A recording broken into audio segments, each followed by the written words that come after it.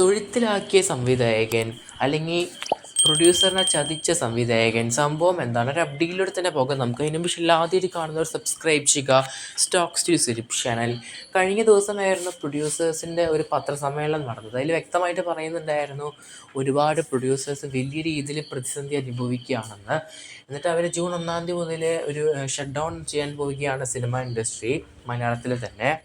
അതിൽ വ്യക്തമായൊരു കാരണം എന്താണെന്ന് വെച്ചാൽ 110 കോടിയുടെ നഷ്ടമാണ് പ്രൊഡ്യൂസേഴ്സിന് സമ്മാനിച്ചിരിക്കുന്നത്. ജാനുവരി മാസം റിലീസ് വന്ന 28 സിനിമകൾ, അതിൽ ഒരു സിനിമ മാത്രമാണ് ബ്ലോക്ക് ബസ്റ്റർ വിജയം നേടിയെടുത്തത്. ആസിഫ് അലി രേഖാചിത്രം എന്ന സിനിമ ഓൾമോസ്റ്റ് 75 കോടിയുടെ മുകളിലാണ് ബിസിനസ് കളക്ഷൻ ഉൾപ്പെടെ സിനിമ നേടിയെടുത്തത്. പിന്നെ ഡൊമിനിക്, പൊന്മാൻ, ഒരു ജാതി ജാതകം എന്നീ സിനിമകളൊക്കെ സിനിമ വലിയ രീതിയിൽ ലാഭം ബിസിനസ് കളക്ഷനിലൂടെ നേടിയെടുത്തിട്ടുണ്ടാവാം, അതുപോലെ തന്നെ തിയേറ്റർ കളക്ഷനിലും. എന്നാൽ പോലും മറ്റ് സിനിമകളല്ലാതെ വലിയ രീതിയിൽ നഷ്ടമാണ്. ഉദാഹരണത്തിന് ഐഡൻറ്റിറ്റി പോലത്തെ ബിഗ് ബഡ്ജറ്റ് സിനിമ 30 കോടിയാണ് ബഡ്ജറ്റ്, ഇതിന് നേടിയെടുത്തത് വെറും 3.5 കോടി മാത്രമാണ്. ഇങ്ങനെ ഒരുപാട് വലിയ രീതിയിലുള്ള പ്രതിസന്ധിയാണ് ഓരോ പ്രൊഡ്യൂസേഴ്സും നേടിയെടുത്തിരിക്കുന്നത് ഈ ഒരു സിനിമകളിലൂടെ. എന്തായാലും 60% ബഡ്ജറ്റിൽ വന്ന സിനിമകളും വലിയ രീതിയിൽ നഷ്ടമാണ് നേടിയെടുത്തിരിക്കുന്നത്. ഒന്നാമത്തെ മെയിൻ കാരണമായിട്ട് ഈ പ്രൊഡ്യൂസേഴ്സ് പറയുന്ന ടെക്നീഷ്യൻസൊക്കെ വലിയ രീതിയിൽ പ്രതിഫലം മേടിക്കുന്നു എന്നാണ്. ലക്ഷങ്ങളിലുള്ള കോടികളായി മാറി. അതുപോലെ തന്നെ ആക്ടേഴ്സൊക്കെ വലിയ രീതിയിൽ പ്രതിഫലം മേടിക്കുന്നു. ഇങ്ങനെ ഒരുപാട് കാര്യങ്ങൾ അദ്ദേഹം പറയുന്നുണ്ട് ഈ ഒരു അസോസിയേഷന്. എന്തായാലും ഡിമാൻഡിങ് ഒക്കെ സർക്കാരും ഇതുപോലെ ടാക്സ് കൂട്ടുന്നു, ഇങ്ങനെ ഒരുപാട് കാര്യങ്ങളുണ്ട്. എന്തായാലും കാത്തിരിക്കും നമുക്ക് ഒരു സംഭവത്തിൻ്റെ സത്യാവസ്ഥ ഇനി എവിടെ വരെ പോകുമെന്ന്.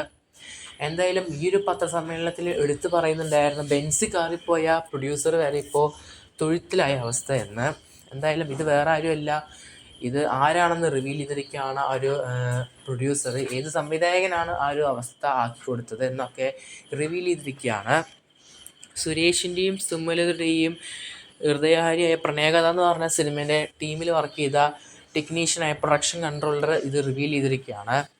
അദ്ദേഹം പറഞ്ഞിരിക്കുകയാണ് ഈ ഒരു സിനിമേൻ്റെ ടീമല്ല ഒരു നിർമ്മാതാവിനെ ചതിച്ചിരിക്കുന്നത്, സംവിധായകനാണ് ആ ഒരു പ്രൊഡ്യൂസറിനെ ചതിച്ചിരിക്കുന്നത്. കാരണം സംവിധായകൻ്റെ പിടിവാശി കാരണമാണ് ഈ ഒരു സിനിമ ഇത്ര വലിയ ഡിസാസ്റ്ററായി മാറിയത്. കാരണം ഈ ഒരു സിനിമേൻ്റെ ബഡ്ജറ്റ് 20 കോടിയായിരുന്നില്ല, 4 കോടിയായിരുന്നു. എന്നിട്ട് 20 കോടിയിലോട്ട് മാറ്റിയെടുത്തത് ഈ സംവിധായകൻ്റെ പിടിവാശി കാരണമാണ്. അങ്ങനെ നിർമ്മാതാവ് സിനിമ നിർമ്മിച്ചു. ലാസ്റ്റ് സിനിമ റിലീസിന് വന്ന് വലിയ രീതിയിൽ പരാജയവും വലിയൊരു ഡിസാസ്റ്റർ കളക്ഷൻ നേടിയെടുത്തിരിക്കുകയായിരുന്നു. അങ്ങനെ സിനിമേൻ്റെ നിർമ്മാതാവിന് വലിയ രീതിയിൽ ഒരു പ്രോഫിറ്റൊന്നും അല്ല നേടിക്കൊടുത്തത്, വലിയൊരു ലോസാണ് നേടിക്കൊടുത്തത്. അപ്പോൾ ഈ ഒരു സംഭവം പ്രൊഡക്ഷൻ കൺട്രോളർ റിവീൽ ചെയ്തിരിക്കുകയാണ് ആരാണ്. രതീഷ് ബാലകൃഷ്ണ പൊതുവാളുടെ ഡയറക്ഷനിൽ വന്ന സിനിമയും കൂടിയാണത്. അദ്ദേഹത്തിൻ്റെ പിടിവാശി കാരണമാണ് ഈ സിനിമ വലിയ രീതിയിൽ പരാജയം നേടിയെടുത്തതെന്നാണ് അദ്ദേഹം പറയുന്നത്.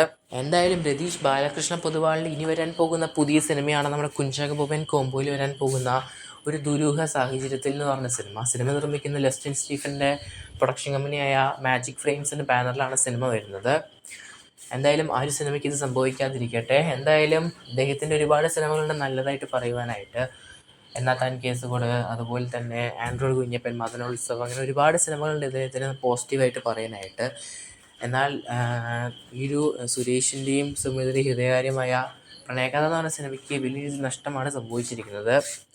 എന്തായാലും നിങ്ങളുടെ അഭിപ്രായം കമന്റ് ചെയ്യപ്പെടുത്തുക. ഈ ഒരു സംഭവത്തെക്കുറിച്ച് സബ്സ്ക്രൈബ് ചെയ്യുക സ്റ്റോക്സ് യൂട്യൂബ് ചാനൽ കൂടുതൽ സിനിമ വാർത്തകൾക്കായിട്ട്.